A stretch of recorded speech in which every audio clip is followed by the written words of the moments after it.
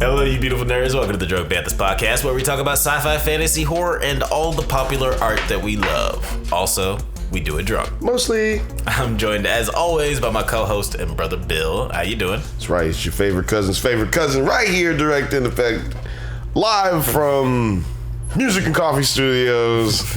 We changing up some things. Things are coming to you guys. It's gonna be dope. Got a lot of stuff coming all over the place.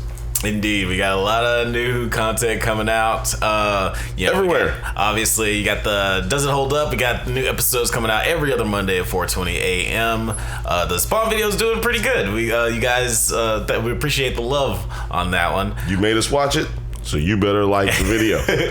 And next, we're going to be talking about TMNT 3 with the third Bantha, Noah Lance. But today, we are bruising for a cruising. That's right, we are talking about the Mission Impossible. Tom Cruising, an Uncle Tom Cruising. That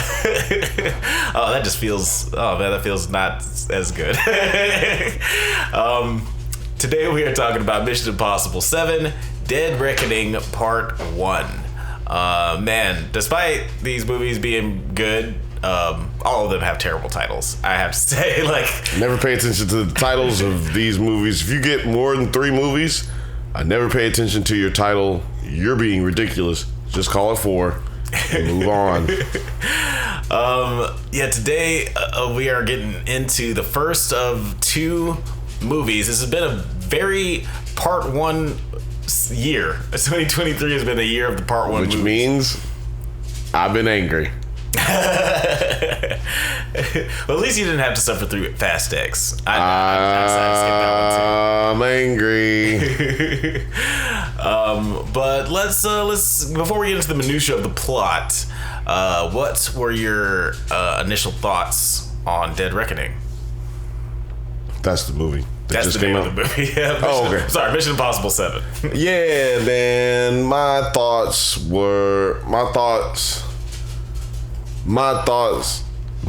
ain't your thoughts. I'm preaching straight from the survival scrolls. I'm sorry. As soon as I said it, I was Your thoughts ain't my thoughts. Your thoughts ain't my thoughts. But look, my thoughts about the movie it was a good movie. Objectively good movie. Like Indiana Jones. Objectively good movie. Maybe, a lot of people might not like it, but I thought it was pretty good. I hate the ending, of course. But there were a lot of moments that just didn't need to be there, I felt like.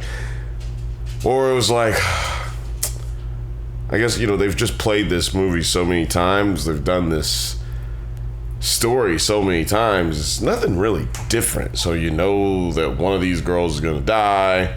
Turns out it's going to be the one that hasn't. that has been on this series of movies several times. So definitely gonna kill her. We're not gonna kill this new bitch that just got on and she's sexy and looking young and all that. Like, we gonna keep her. Which is funny. Haley Atwell is actually 3 years older than Rebecca Ferguson. But it's and you don't often see that. Like, it's funny when they casted Haley Atwell, I was like, oh, they got somebody like age appropriate, but it's like, no, she's 20 years younger than Tom Cruise. They just look the same age because Tom Cruise doesn't age. But I like this one as well. It is probably like one of my least favorite of the Mission Impossible movies, but it's still good. Like, even like the worst of the Mission Impossible movies isn't that bad. So yeah, I still had a lot of fun with this one. And you did feel the part 2-ness a little bit with the ending. It wasn't quite as a hard stop like Across the Spider-Verse, where it's just like, oh, now the movie's ended. It wasn't as much of a cliffhanger. Felt like a little bit more of some finality. But yeah, I enjoyed it for the most part. I don't know what you just said, because Penny's been over here humping the shit out of this little stuffed animal. I'm like, God damn. I have no idea what you just said. I'm trying to, like, the whole time I'm over here like this. Yeah, she. Like, what in the world is going on? For all you listeners, and you can't see my face. You might be able to hear it. My face is disturbed. That's all you need to know. The face is disturbed. But just to go over the plot. That was your initial thoughts. Yeah. Great. Just to go over the plot real quick. In this one, Ethan Hunt and the IMF team must track down a terrifying new weapon that threatens all of humanity if it falls into the wrong hands. With control of future and the fate of the world at stake, a deadly race around the globe begins. Yep. Future. Watch out, Atlanta. They gonna get future. Yeah, man. The state of the future. It didn't say it just said state of future. So future is in trouble because Ethan Hunt looking for you, boy. And we know that Ethan Hunt. You better have a stick. You better have that stick talk. Because I'm telling you, Ethan Hunt come looking for you, future. It's over for you, buddy. Yeah, it's OV. Yeah, let's talk a little bit about the plot in this one. What did you think of, I guess, the main villain, the entity? Because it kind of reminded me of, the AI system in, season 4 of Westworld. How about the AI system from season 2 of Batman the Animated Series? Oh, yeah, yeah. Mm-hmm. Yeah, that too. Mm-hmm. Yeah. It's basically Skynet. For Skynet. Keep going back and back to AI villains. Yeah. But yeah. But I don't know, man. I think it's done. Pretty much done. We just named 3 movies that already did this shit and 1 cartoon. I mean, I don't know, man. Are we gonna have a Rehoboam type moment, where Ethan talks to this computer entity thing? It had very Tomorrow Never Dies vibes, or was that the one where the dude was wasn't that this James Bond where the dude had the newspapers? Oh no, that was The World Is Not Enough. The World Is Not Enough. Yeah. Terrible. Denise Richards playing Christmas Jones. Which was a great name, but that was a terrible role for Denise Richards. Probably ruined the rest of her career. Her only reason her name was Christmas in that movie is so Pierce Brosnan or James Bond could make the quip, well, I guess Christmas does come twice a year. I guess Christmas has come early.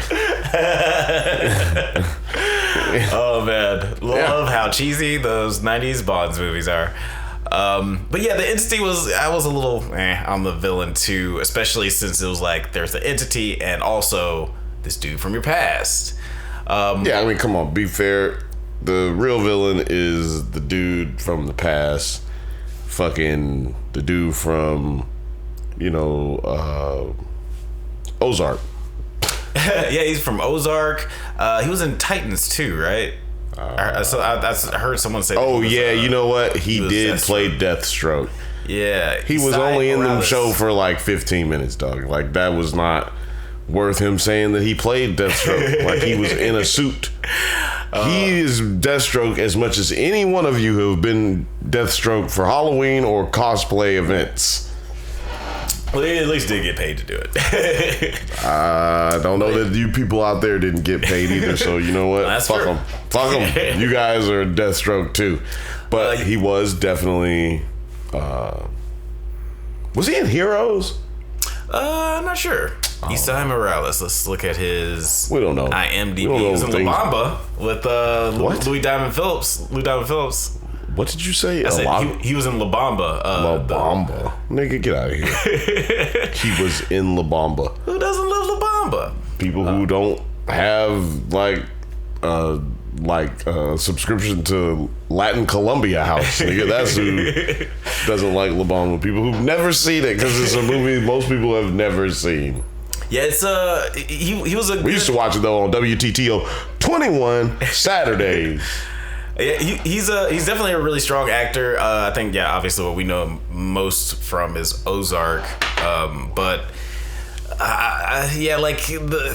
there was something that I wasn't connecting with his character, and it could have been I found out that there was this movie in this original cut had a 20 to 25 minute cold open that was pretty much the flashback that we keep alluding to, which we saw eventually, but we didn't see anything that led up to that. Yeah. And then it did it so bad, like I hadn't seen the 6th movie yet.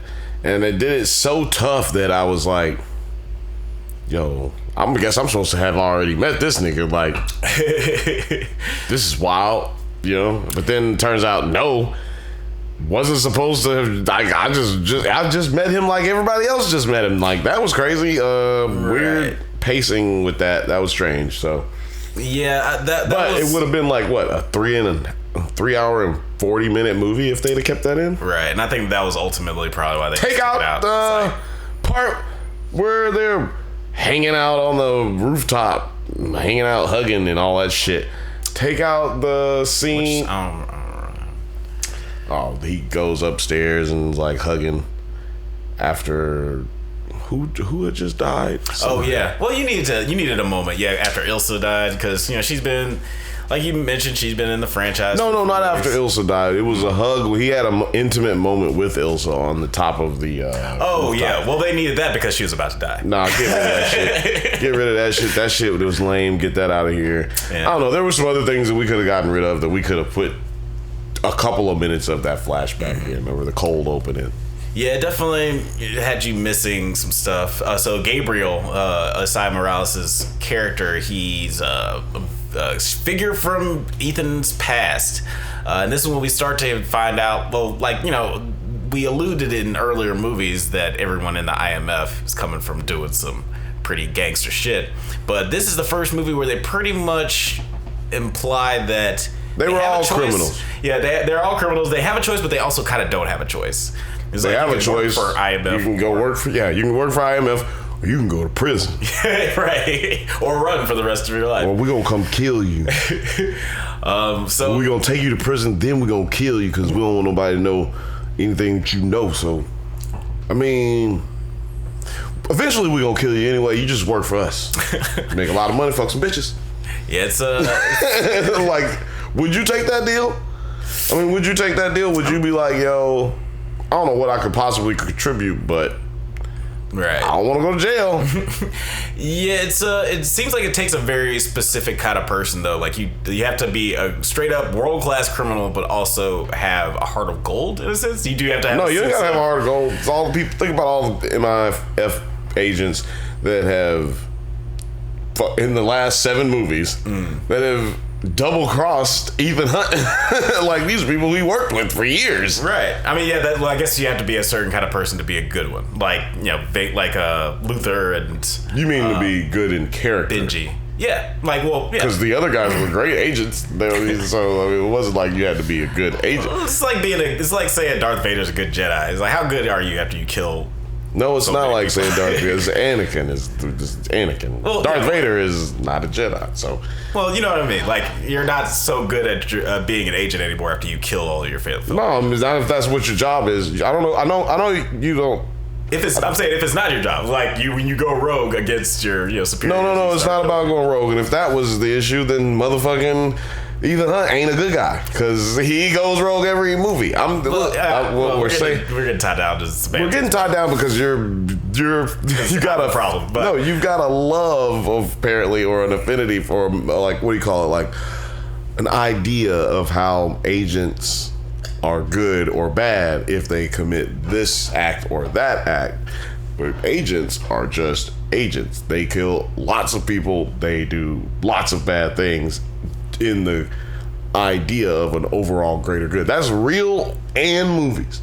And the only ones that end up being a problem, villainy, for Ethan Hunt are the ones that are actually really, really good at their job. They just got tired of doing the job because, as we just mentioned, the job is not really a choice. You don't have a choice. You really just got to keep doing this or we go kill you. Which is why number 2 is one of my favorite movies. Because there's a direct correlation in that. Like, one agent thinks that he's the shit. He's the one really doing all the good. And that Ethan Hunt is stupid. He needs to die because he's a tool of the man. Like, he's a tool of the machine. So, I think that's how they really play this out. But they never really go that deep with what we just talked about. That's my only problem with the Mission Impossible movies. there's so much more to untangle and, more spy stuff to like go into that they never really do. Like all that stuff that was in the first movie and the second and the third movie, they don't really do a lot of that in this movie. Yeah, it's the smaller scale stuff. Right. Yeah, like it's an interesting thing with spy movies because I'm starting to feel like either people don't like them or people don't like making them. People are too stupid to get them, probably too. That's probably a third option. Yeah, for sure. Because like you think about this movie or the James Bond movies or Kingsman, those are spy movies, but those are like big and flashy and bombastic blockbusters. But then there's movies like Bridge of Spies or Tinker Tailor Soldier Spy, movies that nobody's seen, but are more traditional spy movies, or Secret Invasion, like the new show that everybody seems to hate and nobody's watching. Love covering with the 9 Nerd Yards every Wednesday night. Yeah, you guys check it out. We're talking about the finale. By the time this comes out, we'll have talked about the whole show. But you guys should go ahead and check it out. I guess by the time this comes out, we'll be recording. Yeah, probably. But yeah, we'll be recording something by the time this comes out. Yeah, that's pretty fair. But yeah, it's definitely more of a flashier kind of a movie. But I am curious of how, actually, I'll ask you that later but let's get into some of the characters in this movie. Keep the teasers going, man. Let's get into some of the characters in this movie. Palm Clementif as Paris. Obviously, she was Mantis in the Guardians movies. This is the first thing that I really seen her in outside of that. And she was great. I thought she was really good. She was the blonde Asian silent assassin lady. Mantis. Yeah, Mantis in Guardians of the Galaxy movie. Oh, she's Mantis. Yeah. Is that why she was good at jumping around and kicking people? I guess. She got some training doing that. At least she did some fighting in the last Guardians movie. Last two. Yeah. Well, the two she didn't do anything. Christmas Story, and then right. This one she got to fight. Yeah, she learned how to fight, and she did a really good job in this movie. What did you think of her performance? She didn't do anything. She didn't have to do anything, so I didn't really think about it. I mean, she was... Man, I can't think of any characters right now. She was just back in the day, for the young viewers, every action movie, especially spy action movie, had some strong, silent motherfucker, usually a dude, most always a dude, who didn't say nothing the whole movie. And then you catch him at the end, he got mad cash to talk at the end, when he dying. But, I mean, that's like a old school action trope right there that was played down on this one. And I don't know if it was utilized well. Usually you do that for a person who can't act, or a person who doesn't have any experience acting. Yeah, typically, it'll go to like some wrestler turned actor or something. Or Bridget Nielsen, models, right? Musicians. You know what I'm saying? Like usually they get a role that they don't speak, but this girl is an actor. She can speak, she can act, she can talk. So I don't know why they chose to go with the strong silent role for her. Yeah, it is weird. That is like a weird trope with Asian female characters specifically. Oh, you said it. Like Karen Fukuhara in The Boys. I can't say their last name, so I don't talk about her. In The Boys and the Suicide Squad and Bang Bang from The Brothers Bloom. She's also like just a silent Asian character. It's a weird trope. But I thought that she did a good job with like a lot of what? I was gonna say, what's his name? Silent type from the Green Hornet. Bruce Lee. Oh yeah, Bruce Lee. Quiet Asian. Quiet Asian. It's just like the Asians just supposed to be quiet all the time. I don't know. Racist people, leave it in the comments. Let me know.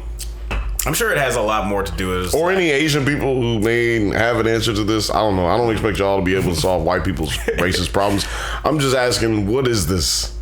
What is this?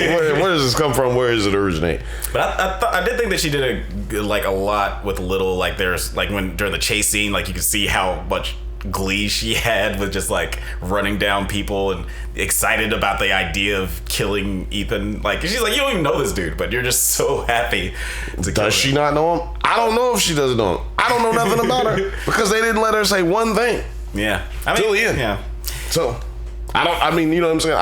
I have no idea if he knows her. I have no idea if they've crossed paths before. He hasn't mentioned it. But he said at some point, what's her name was like, who is that? He's like, I have no idea.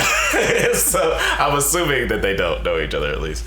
But he didn't even see her face at that point, so I don't know if he knew that he doesn't know. He's just like, I don't know who the fuck is chasing us, but we should probably get out of here because that's a big ass truck. Since we're touched on it, what did you think of Haley Atwell, Agent Carter herself, joining the Mission Impossible franchise? It was okay. I thought... Did you like this movie? I thought, well, you're asking me very specific questions about very specific people's performances. And it was just too much of a vehicle. She was too much of a plot vehicle, and she didn't feel like she actually had any real thing to do. Like, she's supposed to be this master thief. We never see her do much more than pickpocket through the whole movie. We see her running a lot. She's a master thief. She's apparently, thieves are usually good at getting away. She never does any of that. Like, we never see any like crazy escape things. She's not agile. She's not athletic. We don't really even she's just not actually contributing. And that's my issue with that. She was literally put in this movie because she's hot. And she fits Tom Cruise's bio type. Like, he probably had her blood drawn, make sure she could get pregnant and give him beautiful kids in case. Man. You know what I'm saying? I'm just saying. Shout out to Polite Society. And it's not that she's not a great actress, and it's not that she's not capable of doing any of the things I said that she didn't do. I just think that they just underutilized her because it kind of gets lost in the sauce when you're just trying to focus on big stunts all the time. The story, character development, it just kind of gets lost in the sauce when everybody's just focused on, is Tom Cruise gonna actually kill himself this time? Is he actually gonna do it? Yeah, fair enough. I did feel like they had a lot of character moments in this one, just to, at least if nothing else, try to impress upon the weight of Ethan, because they had to have some sort of emotional weight, otherwise it is just Tom Cruise running from place to place. And so they were trying to impress upon how he's lost so many people, and how he can just how he can care so much about Haley Atwell's character even though he just met her. That's another thing. Haley Atwell dies. And I expect... Not Haley Atwell, Rebecca Ferguson. Rebecca Ferguson dies. I expect him to just fucking lose it, That doesn't happen. He kind of just gets over it. Starts making plucky jokes about not being able to get to this train. I'm just saying, it was no moment from, all right, now it's time to kick it into 10th gear. I don't think that's what that moment was when he was, trying to convince her to. I mean, it was more emotional than I'm gonna kill everybody. But it was after she dies, he's I care about the people in my team. One of the earlier movies is that was the whole thing, is that Ethan cares. Unfortunately, he cares more about the few than he does the millions of people. He's I'm never going to sacrifice my friends to save millions of people. That's just not who he is, even if it is the right call. So I thought that was a nice emotional callback to that, and just bringing her into the team. He's I lost one of my people, and that really fucking sucks, and now I've got to make sure that that's not going to happen again. And but he didn't have any feeling about that whatsoever. If that's supposed, they were trying to give us the last two movies that, if you include this one, the last three movies, that these two have some type of intimate relationship developing, and that he really cares about her. She dies, nothing happens. He got more upset when old girl got shot in the leg when in Mission Impossible 3. That was his wife. I'm just saying, if he's supposed to have an emotional connection to this lady as well, then he should be a little upset that she died. Seems like he was pretty upset. He wasn't, Alex. He doesn't have a moment where he goes, I'm fucking up everybody. Fuck this shit. This is over with. It just doesn't happen. Fair enough. I don't think that happens in Mission Impossible 3 either, but... he does. there is that moment. I mean, I don't know why you. I don't know. I mean, what? I don't know what movie you watched. I don't know, but I don't. Like literally, there was no transition of emotion from when she died till towards the end of the movie. Like he doesn't even really seem that angry at what's his name, Gabriel, Gabby. Gabriel. Gabriel. He doesn't really seem that angry at him as much as he is just trying to solve, like the problem. Like he's trying to stop the terrorist act from taking place more than he is concerned about trying to get revenge for the death of his latest boo and best friend, right? Like one of his friends that he's talked about so much. It just didn't feel like they kept the energy up here. It was just about getting to the next stunt so that we can see this next stunt, which is great. The stunts were great. I'm not taking away from the movie. I'm just saying in ways that they don't really choose to explore revigorating, reinventing, or just progressing this character and the story. Like, it's fine to go to a movie and see the same nigga every time. That's fine. But I feel like even in Indiana Jones, you didn't go see the same Indiana Jones every single time. It was like a development. Maybe mostly because those movies. Harrison Ford ages and Tom Cruise doesn't. I'm talking about I'm really just talking about the first 3 movies, and it's because they're in like different times, time period. The same time period really, but he's like a different person in different periods of Indiana Jones's life.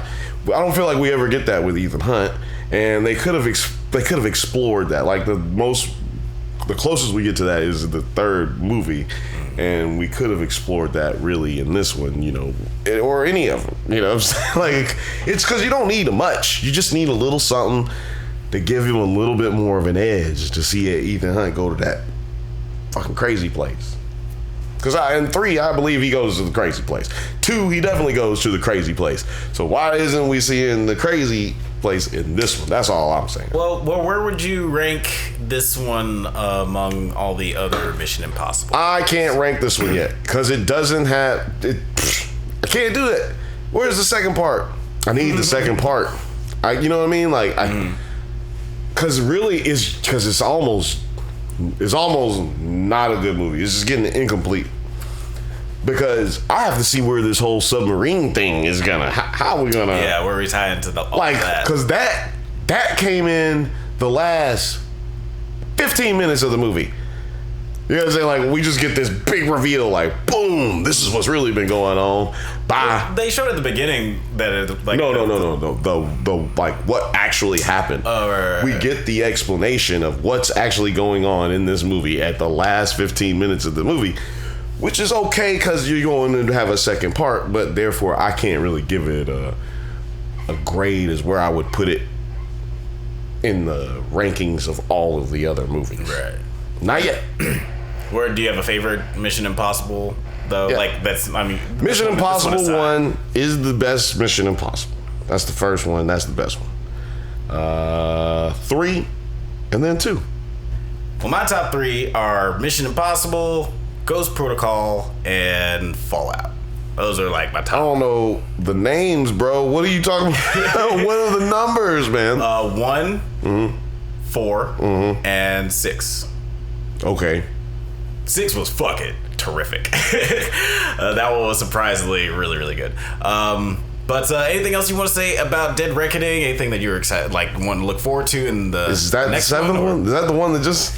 Yeah, that's the one that just, number 7, yeah. You're confusing me with these names. The Dead Reckoning and the BattleBots and the Beetleborgs. I don't know what's going on, man. I'm just confused. There's too many Mission Impossible movies.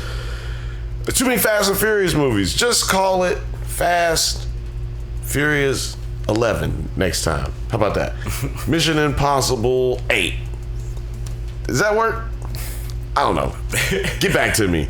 If you think that that's stupid, let me know. Let me know in the comments. Bill, you stupid. This is dumb. You should just learn all the names of these ridiculous amount of movies. You should learn all of them. Maybe that's me. Maybe I should. But I don't know. I mean, it's a lot. You just go by numbers. Numbers is fine. I stopped remembering actors' names and movies extra titles in 2004. I don't know y'all. I don't have nobody paying me to know y'all who y'all dating and all this stuff. Like what am I doing? The names associated for me are just like very like Rogue Nation is easy to remember because like they're fighting a rogue nation. And Ghost Protocol is like one of my favorites. But those are the ones that I like stick in. Are these still names of Mission Impossible movies? Yeah. Okay. When you said Rogue Nation, I was like, Rogue what? That's Star Wars, dog. I don't think he knows. Different franchise. I was like, I don't know if he know what he talking about. Well, guys, thank you for listening to Drunk Banthas podcast. We do this every once in a while, so go ahead and leave a like and subscribe so you can get updates on new videos. Check us out on Spotify, Google Podcasts, Twitter, IG, TikTok, likewise, Letterboxd, all the internet things at the Drunk Banthas. Like it right there. Until next time, stay safe, my little entities, and may the force be with you. And also with you.